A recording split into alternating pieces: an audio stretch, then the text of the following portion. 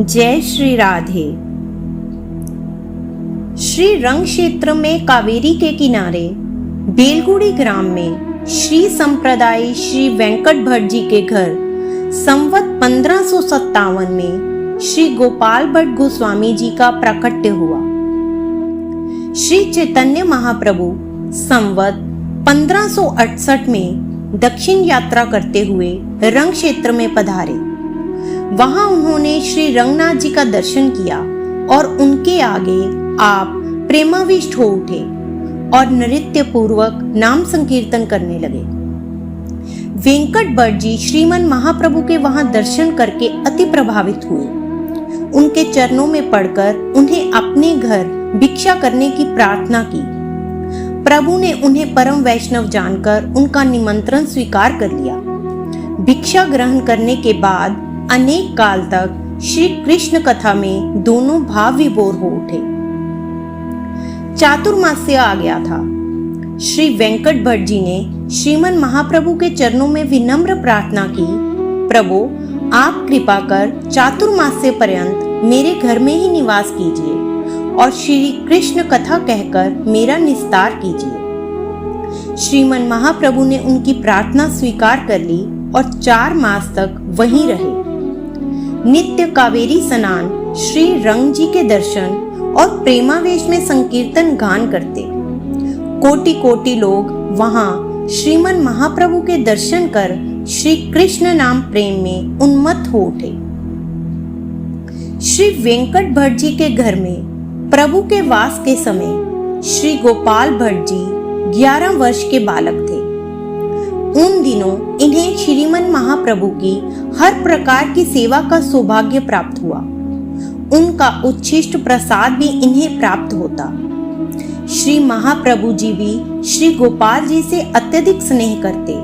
इस प्रकार इन्होंने उनकी असीम कृपा प्राप्त की। महाप्रभु ने ये भी कृपादेश दिया कि गोपाल, माता पिता की सेवा के पश्चात तुम श्री वृंदावन चले जाना। वहां श्री रूप सनातन के निकट रहकर भजन साधन कर तुम्हें कृष्ण प्राप्ति होगी।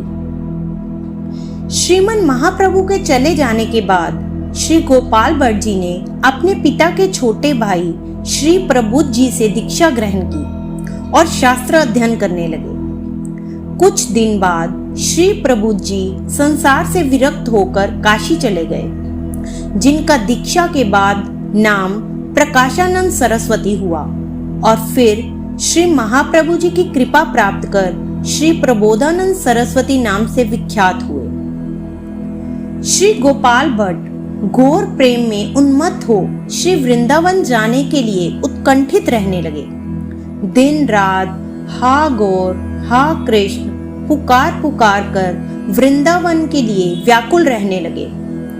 अश्रु पुलक आदि सात्विक भावों से विभूषित हो उठते। अंत में अपने माता पिता के देहावसान के बाद श्री भट्ट जी सब कुछ त्याग कर वृंदावन की ओर चल पड़े। मद्रास, बंबई, गुजरात के रास्ते अनेक देशों के लोगों को कृष्ण नाम प्रेम दान करते हुए वृंदावन आ पहुंचे।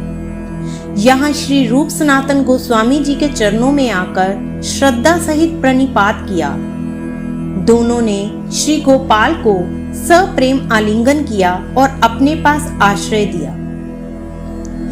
आप कुछ दिन श्री राधा कुंड, श्याम कुंड के बीच केली कदम के नीचे वास करने के बाद जावट के पास किशोरी कुंड पर भजन साधन करते रहे। श्रीपाद रूप सनातन ने नीलाचल में श्रीमन महाप्रभु को पत्र द्वारा श्री गोपाल भट्ट जी के वृंदावन आने की सूचना भेजी।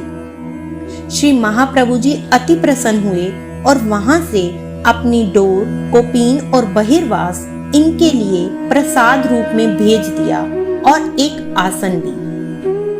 श्री महाप्रभु जी ने अपनी डोर, कोपीन और बहिर्वास इनके लिए प्रसाद रूप में जो प्रदान किया वो आज भी श्री राधा रमन जी के मंदिर में दर्शनीय है। कुछ समय के बाद आप उत्तर भारत में शुद्ध भक्ति का प्रचार प्रसार करने के लिए यात्रा पर निकले। गंडकी नदी पर एक दिन स्नान कर रहे थे।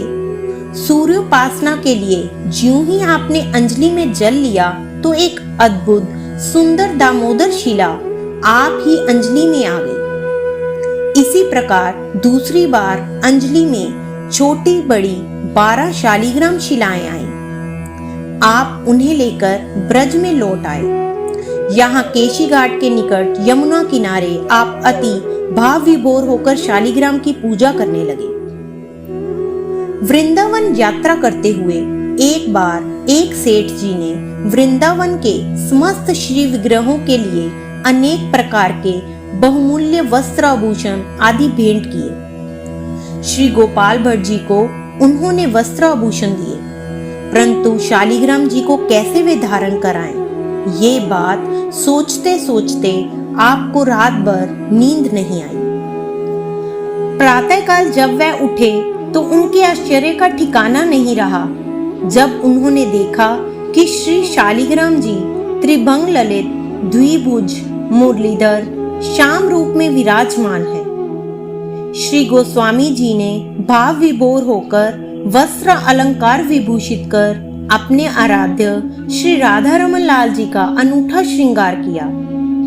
श्री रूप सनातन आदि गुरुजनों को बुलाया और श्री राधा रमन लाल जी का प्राकट्य महोत्सव श्रद्धा पूर्वक आयोजित किया गया। श्री राधा रमन लाल जी का विग्रह आज भी श्री राधा रमन देव मंदिर में गोस्वामी समाज द्वारा सेवित है और इन्हीं के साथ श्री गोपाल भट्ट जी के द्वारा सेवित अन्य शालिग्राम शिलाएं भी मंदिर में स्थापित हैं। 1599 की वैशाख पूर्णिमा को शालिग्राम शिला से श्री राधा रमन जी प्रकट हुए थे।